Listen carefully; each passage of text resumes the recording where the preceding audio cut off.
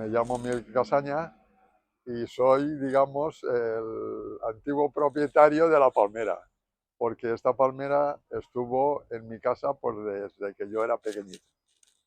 Luego llegó un momento en que se hizo grande y no la podíamos ya tener en casa porque no se desarrollaba dentro de la maceta, y entonces le pedimos al dueño del campo de las flores, porque antiguamente esto, antes de haber viviendas, era un campo de flores, y se lo dijimos al dueño y dice, no, no, dejádmela aquí que yo la planto.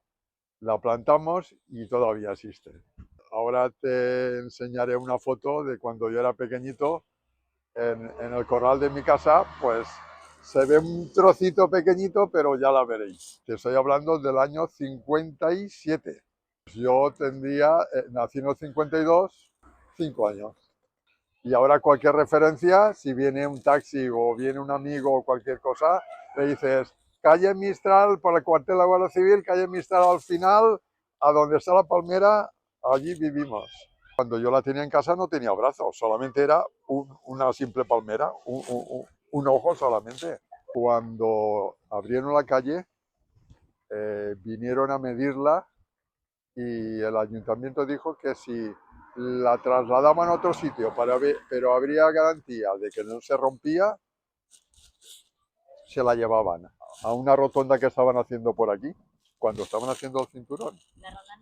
En la Ronda Norte. Y entonces seguramente no estaban muy confiados en la seguridad y es cuando la dejaron aquí. Quien tuvo la culpa fue mi madre, porque mi madre cada vez que subíamos a la terraza, pues cuando se hizo grande, eh, subía y se arañaba las piernas y dijo, esa palmera fuera.